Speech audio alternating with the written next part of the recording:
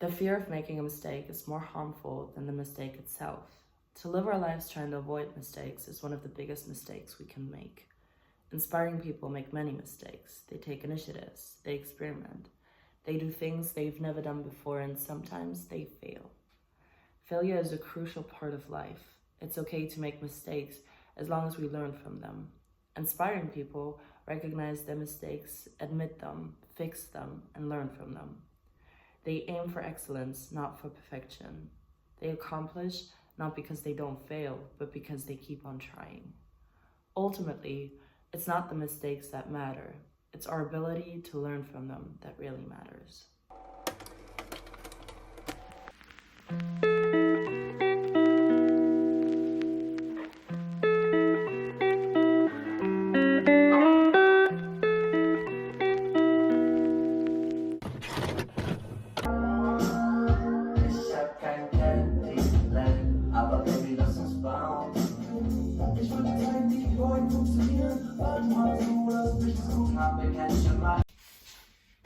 Welcome, ladies and genitals. Happy birthday to you or someone you know. I'm in a funky mood. The last 2 weeks have been a bizarre blur.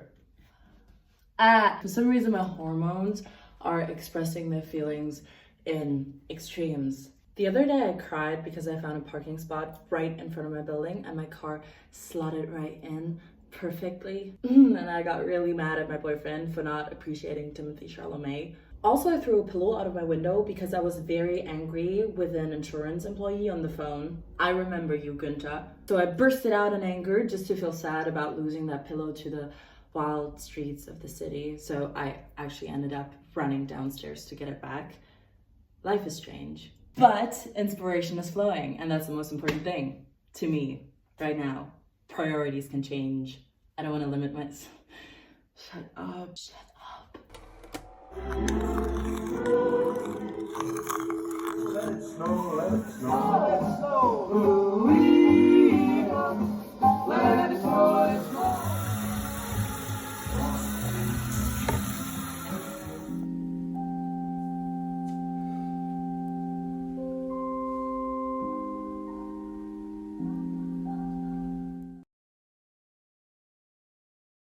I feel like the way my head has grown such a clear picture of my highest self has led me to be frustrated and nervous about the fact that I can't peel off my old skin to become that version of myself until tomorrow morning.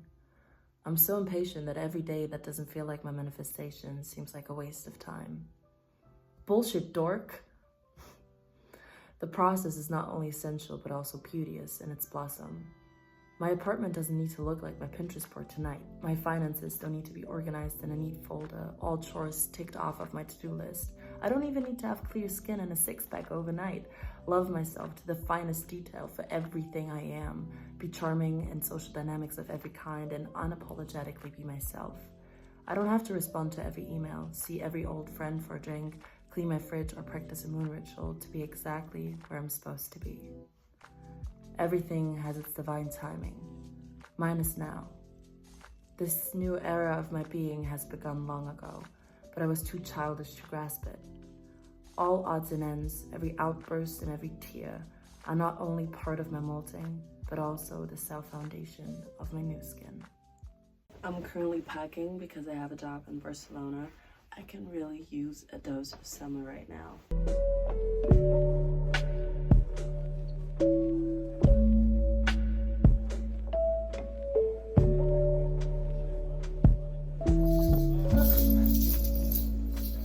I'm running late.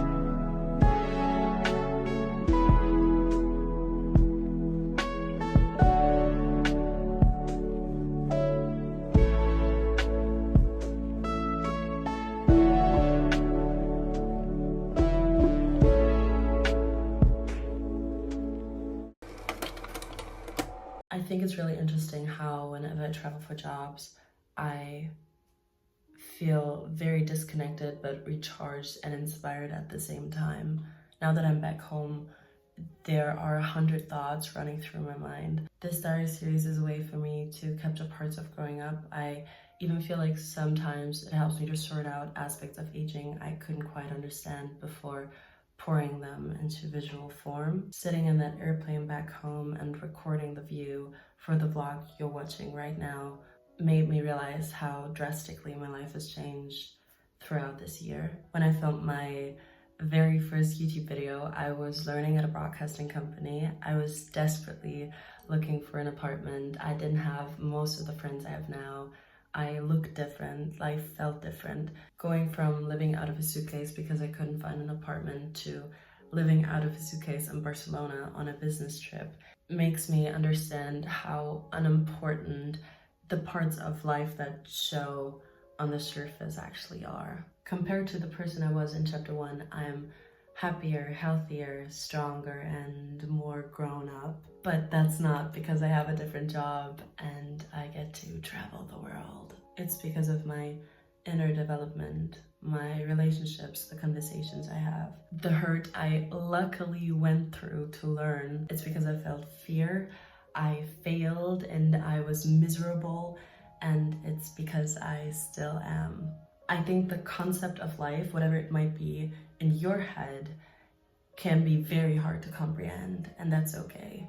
Change can be very hard to comprehend and adjust to, and that's okay. Some days I wake up and I beat myself up for not jumping out of bed and being the happiest person alive. I'm so privileged. There are so many things I'm grateful for. How do I even dare to feel bad? But just because of the perfect surface, I shouldn't be ashamed of not feeling my best. I think that's something I am currently learning. Being overstrained, stressed, or not knowing what's going on in my messy mind at all is okay. I shouldn't burden myself further by blaming myself for it. I'm a 20-year-old girl. Of course I'm gonna have growing pains. Everyone has them every now and then. It doesn't matter what your life looks like. You're still a growing, learning being. I guess what I'm trying to say is that the goal shouldn't be to feel happy all the time, but instead to feel peaceful no matter what else you're feeling. Learning to surrender to the process instead of fighting against it.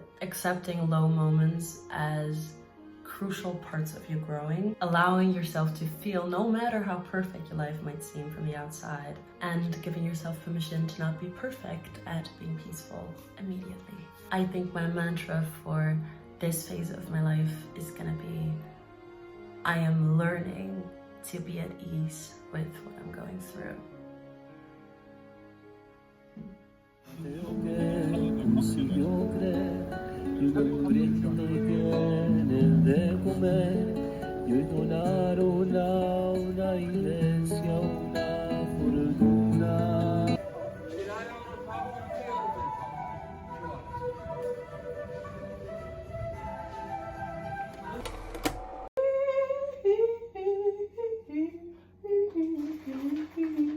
I don't worry. I